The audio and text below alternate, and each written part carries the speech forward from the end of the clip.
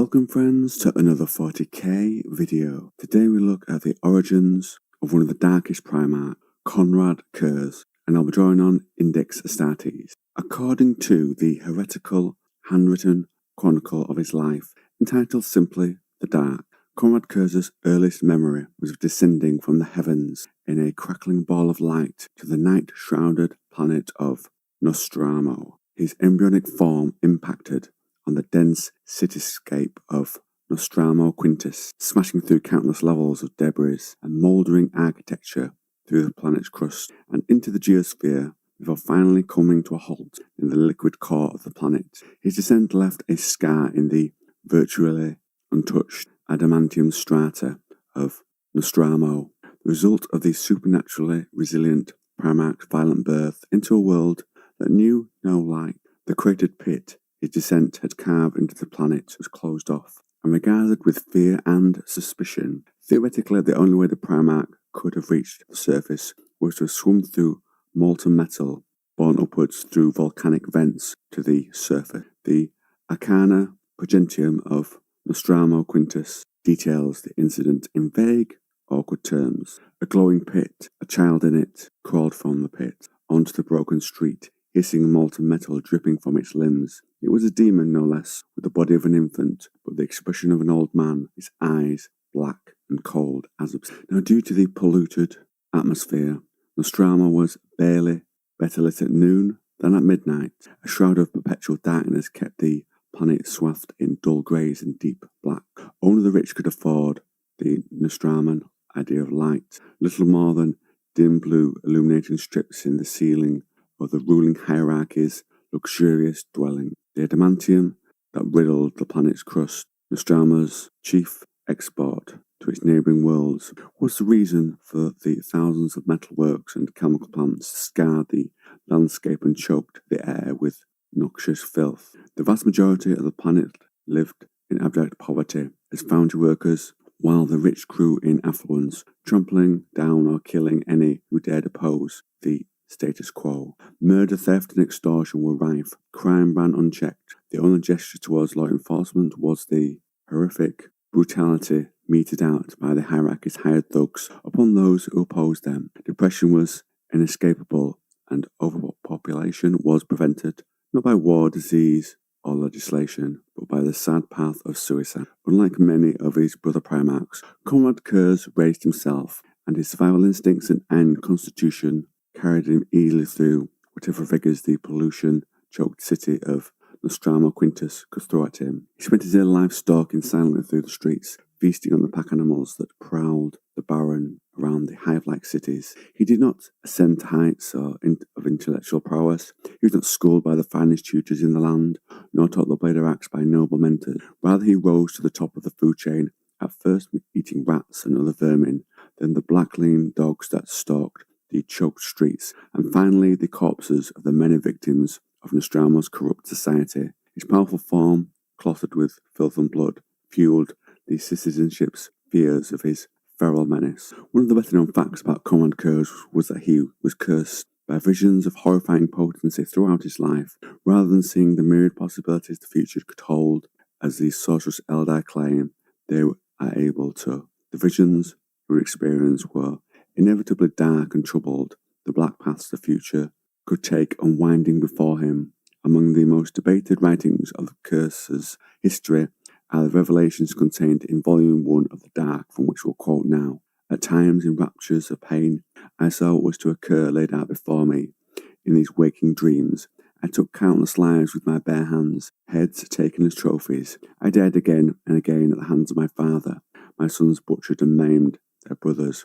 My name was to become synonymous with dread, but most vividly and with most frequency, I saw my world pierced by a lance of purest light, splitting it, shattering it into dust. Some unrecorded events during his maturation pitched Curze into a destructive cycle of persecution and murder, with his focus always upon the structured criminal elements of Nostraman society. This vigilante war may well have started small, with Curze's efforts being merely intervening when he thought that he'd witnessed something he thought was wrong, but soon he deliberately hunted down those members of society that transgressed. And perhaps this was just a matter of results. He wasn't getting the results he wanted to make the change the society he was in, being thrown down amongst the dregs to survive for himself. Perhaps he saw a way to help those of the planet, or perhaps he was just serving his own ends and to benefit those there. Anyway, on with the video. At first, several prominent figures among the city's corrupt hierarchy went missing. Others were quick to fill their shoes. Later that year, as a unusually long and sweltering hot summer set in, those who protested louder also began to disappear. The citizens of Quintus ceased voicing their objections. Bodies of known criminals were found splayed, gutted like fish by the cruel attentions of an unseen assailant. The corpses of hierarchy officials were found hung by their feet from high windows. Headless bodies were found mutilated, open so that their corruption could be exposed to the acidic air of Nostromo. Many of the corpses found that summer had made them unrecognizable due to the severity of the beatings they had fallen prey to. Body parts blocked the storm drains, the beggars and children of the gutters quick to divest them of expensive jewellery and rich fabrics. It was obvious that Curze had no compunction in putting death onto those that defied his law in displays of horrific brutality. Very much a serial killer vibe here. Within the year, the crime rate of Nostromo had fallen away to nothing. Society was transformed, and the ripples were felt all over the planet. Quintus developed a well-developed self-imposed curfew. None stayed out later than early evening. The midnight streets, previously buzzing with activity, were as silent as the grave. Mothers threatened disobedient children with the depraved attentions of the night haunter. Soon the name became more commonplace, used by the populace as a whole. Rumours of a hideous dark creature that stalked and ran through the alleyways and tunnels began to spread, its filthy claws ever ready to disembowel those who strayed out at night within the city. The citizens of Quintus lived a half-life of fear, silent lest their words should be taken as heresy. Nostromo was ripe for the rule of the night haunter. And just keep in mind here that Curze is not going out and telling everyone what his rules are, so you never quite know what you say or what you do. You may never quite know when it might break one of his rules. Soon enough, Curze saw a glimpse of salvation for his world. There was simply no crime left. No killers aside from himself. He was the only object of fear and hate left in his city. No longer did his people live in cringing anticipation of being robbed or shot while they slept. Now they feared only him. He had taken the burden of evil upon himself, and I get very much a Christopher Nolan, I think it's the second Batman movie when Batman does something similar, becoming the object of fear, a symbol. Anyway, Curze found he was more than able to stand the burden he'd been given. It seemed his martyrdom lent him strength, and soon enough even he began to refer to himself as Night Haunter. The following excerpt is taken from the last annals of Goeticus, a noble of some standing, before he swore fealty to the Primarch. He was waiting for us, the few nobles left alive in Nostromo, and as he squatted, engulfed in shadow, we thought he was fragment missing. He dwarfed the luxurious throne he was perched in, the magnitude of his presence incredible. I could hardly breathe as he, fragment missing, his pallid, sunken features coming into light of glow strips. Just then I thought he was going to leap, and I could not move. But it seemed he had a use for us. Were to become his mouthpiece, the instrument through which he would command the people of Nostromo. His word was absolute. Anyone straying from his path would be killed, not by us or enforcers. He would find the transgressors himself and make an example of them. There was something in his tone then that made me want to run. Nonetheless, we had no choice but to obey. And so, Night Haunter became the first monarch of Nostromo Quintus, absorbing accumulated knowledge with diligence almost akin to greed. Night Haunter ruled with temperance and reason unheard of until word came to him that some injustice had been done, whereupon he alone would hunt the offender through empty streets until exhaustion forced his quarry to collapse. He would then proceed to mutilate his prey, although not beyond recognition. This unpredictable pattern of benevolent wisdom and hideous vengeance ushered the shocked populace into new realms of efficiency and honesty. Exports of adamantium to the neighbouring worlds tripled. The society existed in a terrible harmony of shared wealth and shared fear. None dared have more than his neighbour, and under the shadow of Night Haunter's rule, the city grew well lit and prosperous, and as Nostromo Quintus led, the rest of the planet followed, anxious to keep the Night Haunter from their doors. Now, a lot of this is taken from Curze's own record of his life, so take what he just said then with a pinch of salt. It sounds a little too good for a planet that is kept under the boot and kept in place by the fear of a serial killer. Imperial historians have correlated Night Haunter's rule over Nostramo Quintus and its surrounding cities with the time the Great Crusade reached the fringes of the galaxy, when Nostramo orbited its dying sun. The following is a fragment of Astropath's personal records, transcribed during the Great Crusade as the Imperial battle bard Divinity's sword entered Nostramo City. So far, 16 Imperial scholars have been fatally chastised after unwisely expressing their concern over the implications therein. I felt I knew well why the Emperor's ship changed course for that bleak orb, even before consulting the cards of the Lesser Arcani. They described great wealth, prosperity, stability. The moon, the martyr, and the monster lay in a triangle. The king lay reversed at the feet of the Emperor. Strangely, the sign of hope was also reversed, and the horrific aspect of death, ever present, lay above the entire tableau. But the course was set by misgivings as a mere breath against the maelstrom of his will. The history of Nostramo was littered with references to an event called the Coming of the Light. The Emperor's arrival on Nostramo had such an inedible impact in the minds of Nostramo's citizens that the world was changed, simply changed. That the Emperor's arrival brought hope to the populace, it ultimately brought a terrible curse. When the eternally dark skies above Nostramo played host to the lights of the Emperor's fleet, the entire population of Quintus, one by one, overcame their fear. They stood in the cold streets, faces uplifted to the sky. Many of the first to reach the streets from their homes looked up, and for the first time in their lives they saw light that was coming for their world. It was growing brighter by the minute. Men stood as children, mouths agape, eyes shielded from a light that could not be understood by them. Many went into seizures of confusion and fear. Many cried in joy. Many crawled on their bellies, convinced they would die.